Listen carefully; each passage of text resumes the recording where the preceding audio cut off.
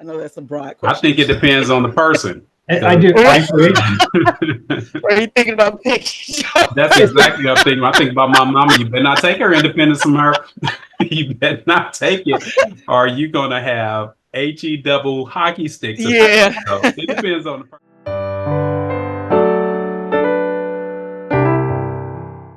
This episode is brought to you by my novel, Innocent Guilt, found on Amazon and Barnes & Noble. I'm Terrence Hardge with my co-host, Jamise Grace. Our guest today leads a vibrant men's ministry and has a graduate degree in theological studies. He's the head of technology at an accounting firm. He is married to his beautiful wife, Kelsie, and has 2 adult sons.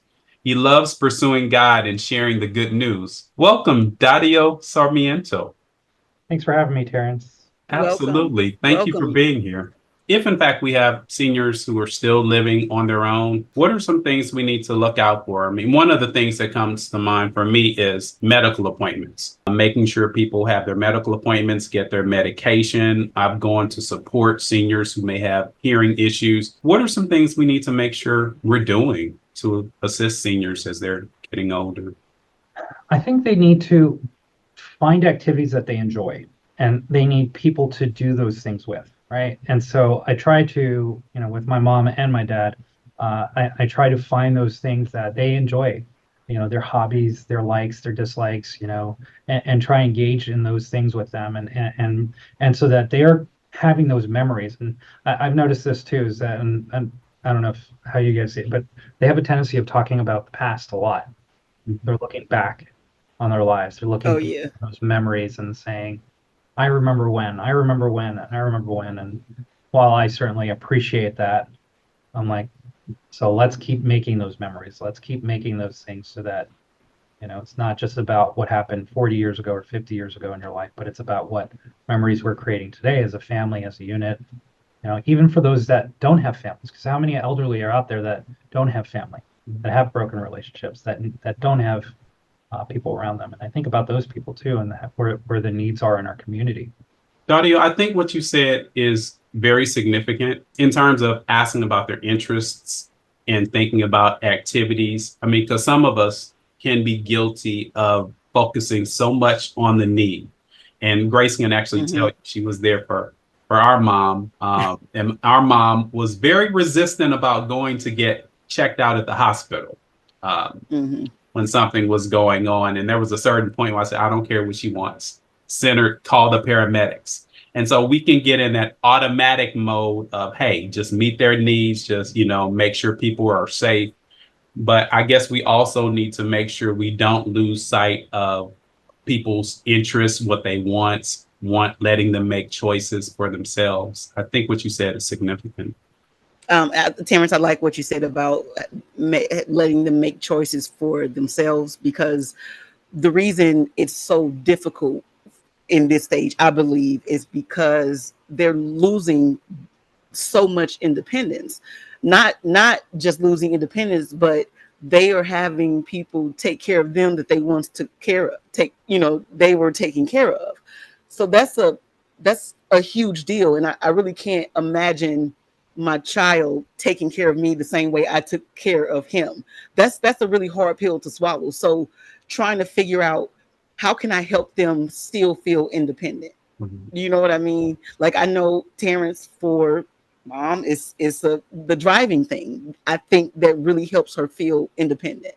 So, I don't know about your parents as far as driving, but just trying to figure out what's a good way for them to feel like they have some autonomy over their life still, because to go and live with your child, that I think that has to be hard. I want to echo that. I think about that for my own self, and I'll challenge you, Terrence, because I know you've got 2 teenage boys, and your daughter, and so I think about that from my perspective, and I can't imagine either one of my 2 boys taking care of me.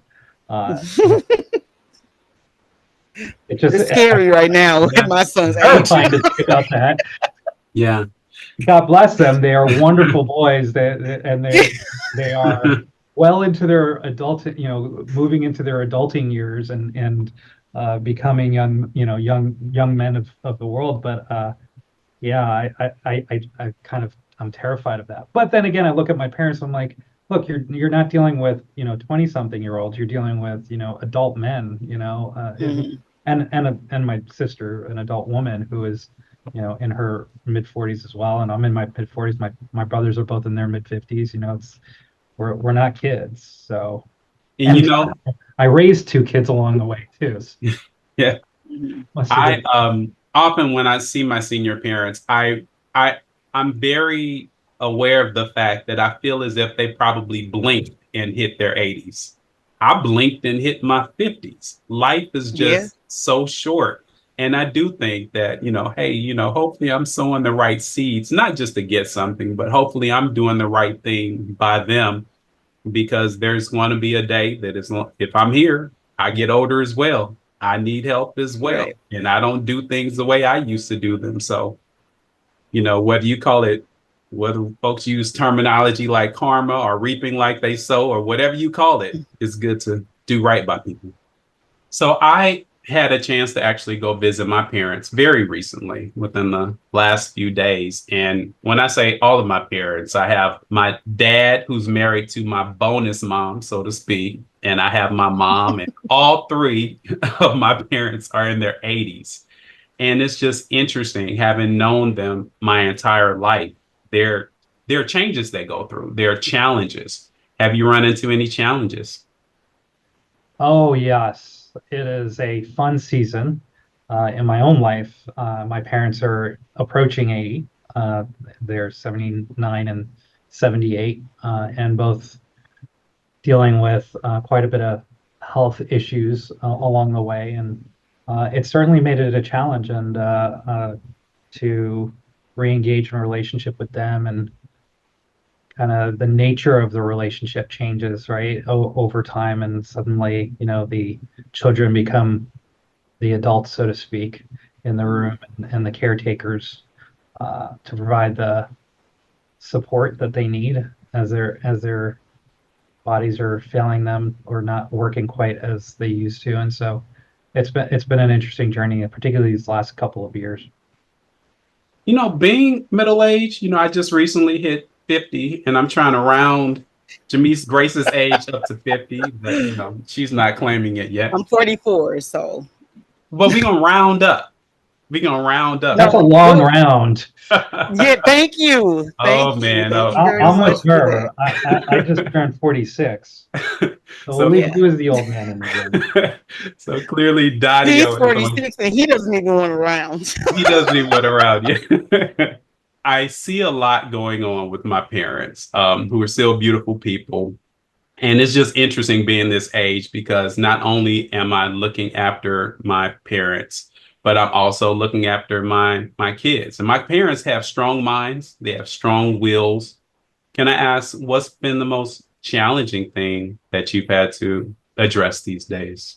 Yeah, the transition in the support really, really has been difficult. I've been fortunate that my oldest brother, who's in his mid 50s, came back to the area and is living locally again, and was able to be in a season of his life with his wife, and their circumstances that they were able to take them in a sense, right? As and have them live together in this next season. And but it's been a big, big transition. It's something that just took place this year.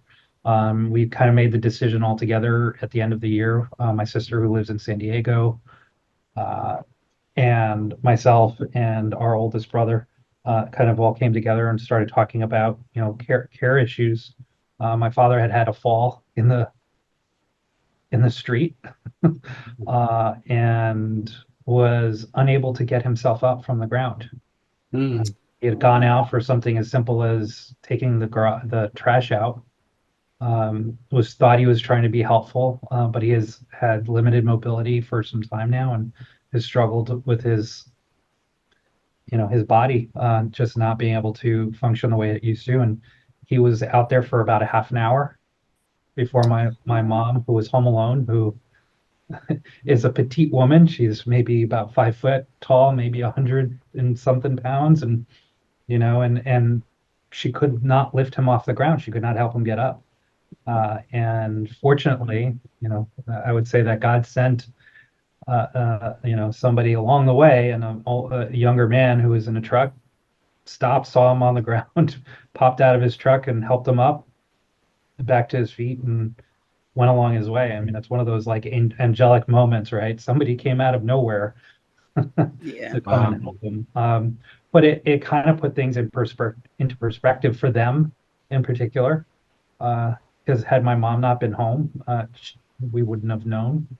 Praise God, he did not break a bone or fracture anything, but that's a real, a real risk, a real concern of a fall, particularly in their older years. I was reading a recent statistic that I want to say it was over 80% of deaths of elderly people come from fractures, from broken bones, that their body just doesn't heal the way it used to. Dario, I didn't know that story about your father's fall until you just shared it. I have something very similar to share about my aunt.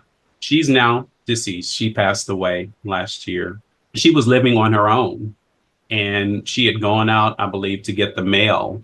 And she also had a fall, and a neighbor ended up discovering her out there. And we don't know how long she was out there before she was assisted. It can be very scary, when you encounter these things, looking at people who you love. After that, she ended up going into a home where she received assistance. I personally help people who have developmental disabilities. I just like for people out there to consider that there are situations where it's no longer safe for people to live at home by themselves. And we have to look out for individuals when they need additional assistance. Yeah, I think the challenge with that piece has been the diminishing abilities, mental capacity that my father has had. He's been afflicted by. He has been, addressing, dealing with, diminished capacity of his mental capabilities over the last few years, and we can see it sort of over time getting a little bit worse and worse and worse. The doctors, they've said it's Alzheimer's. They've said it's dementia. They've said, lots of different reports. Some of them said he's fine,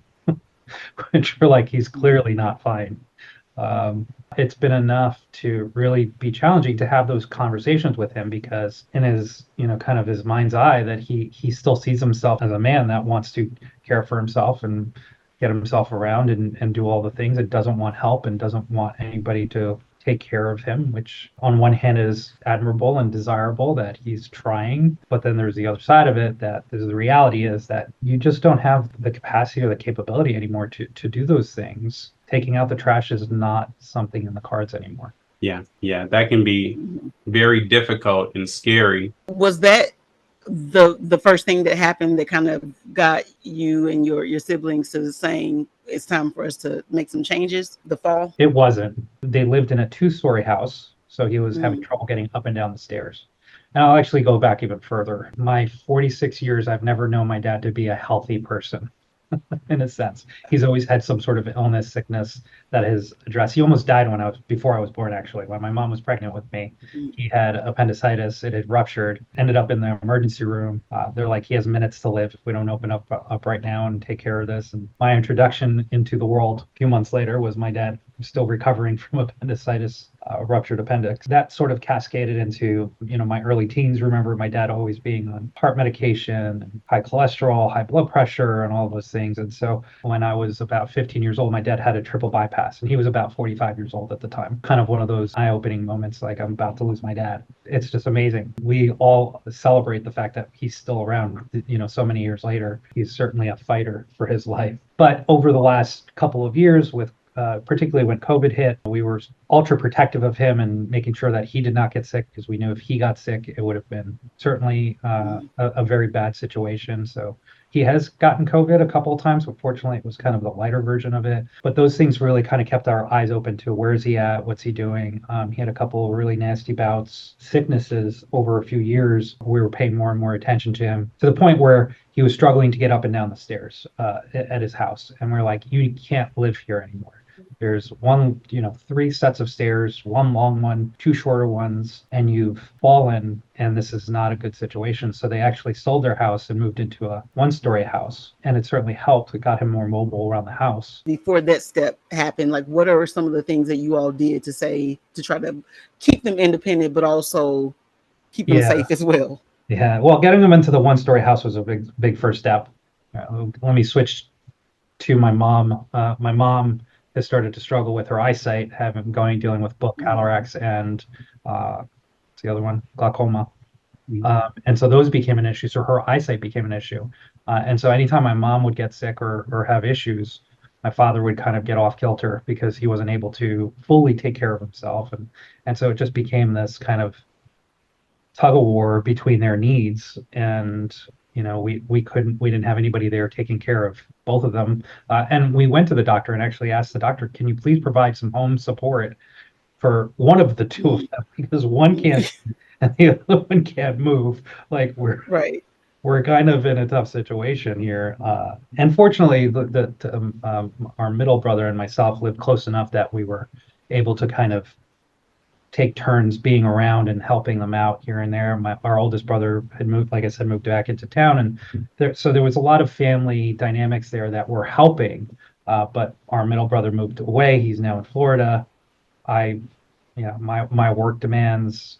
My oldest brother moving to Fontana. Like it just started to become. Now they were kind of by themselves more and more, and we're like, this is not sustainable, particularly after the fall, because now we kind of fast forward to the fall of 2023.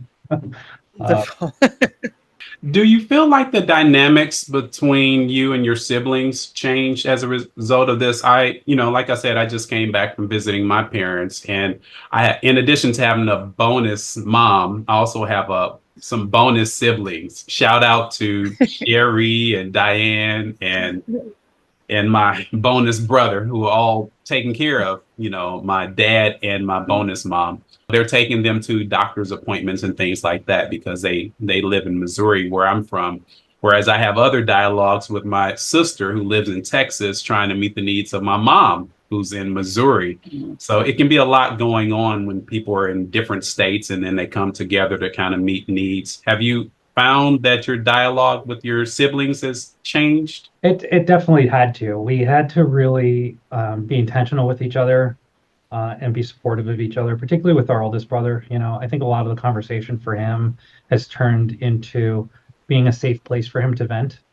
And he brought a lot of healing into the relationship between him and them, and was able to kind of overcome some of just the normal father-son issues that we grew up with and have to overcome, and the mother-son relationship as well. How did the conversation go when it was time for your parents to move in with your brother? We all had to take personal stock of the circumstance and come to a reality check for each one of us of where we were in our lives and the circumstances in which it made the most sense, and come to an agreement with it, and relatively quickly. My younger sister, she had younger children. She's got young teenage daughters and a grade school child, young girl. Our middle brother had moved to Florida. And so it left me and my oldest brother to kind of like look at each other and say, okay, who's going to be the one responsible to kind of take on this challenge? And I looked at him, I said, my life, my world, I'm not around. I'm not home much. I work 30 plus miles away from my home. I'm on the road for work. I'm involved with ministry. I was working on my master's degree, which I finished up in the fall, but I intend to go back. Kind of taking stock of my life and him taking genuine stock of his life. He's like, I believe that God has brought me home to be able to be there for this time in their lives, to be the caretaker, to be the one. Our home was built with a next gen apartment built into it. It's where his wife had brought her parents in when they were elderly before they passed, and his life, and with his wife, their life just kind of made sense for them to kind of adopt our parents into their lives. But it took a lot of humility for all of us to accept it, because it became not only, Probably more so your parents than anyone. yeah, and for, yeah, particularly first between each other, and then for my parents, more importantly, because we had to all agree as siblings, we believe this is the best circumstance, and then we had to go to them and say, we need you to understand our heart in this, and that we're not Hmm. trying to take anything away from you. We want to give you the best possible life going forward. And the only way we know how to do this without putting you basically in a home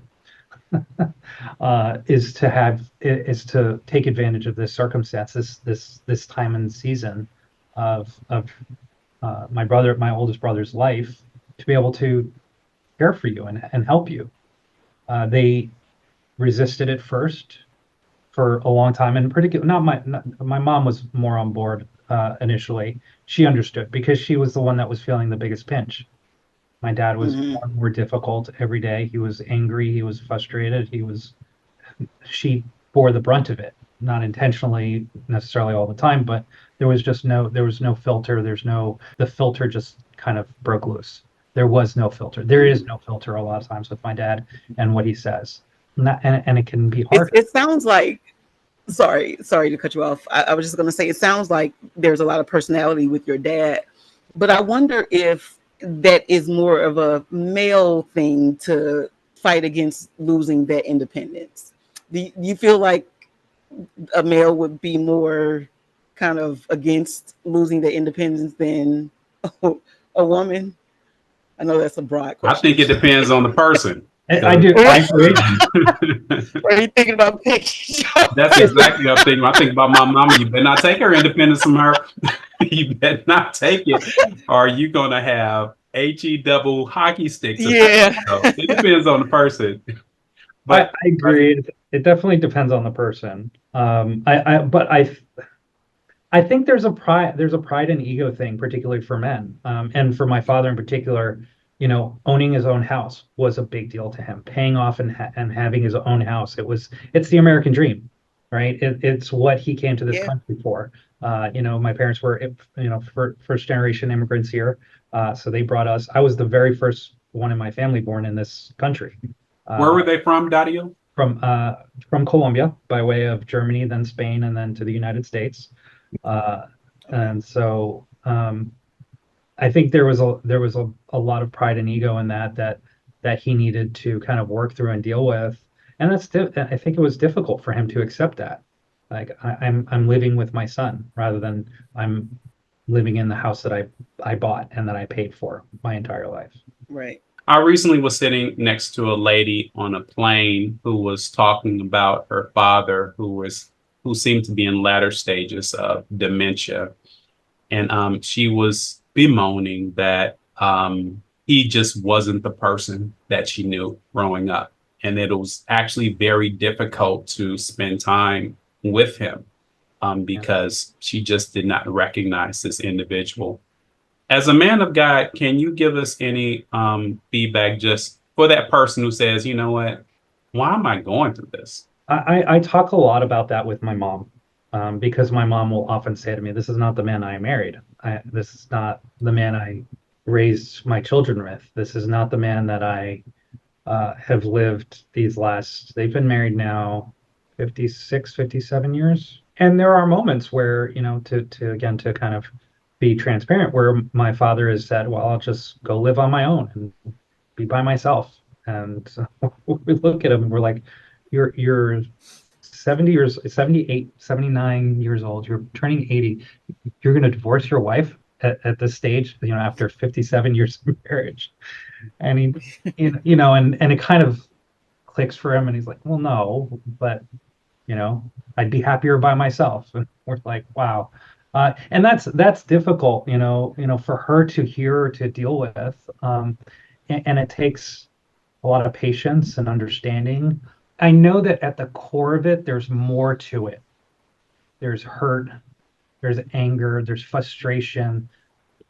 It's not the language barriers, the mental struggle to kind of get my emotions and feelings out.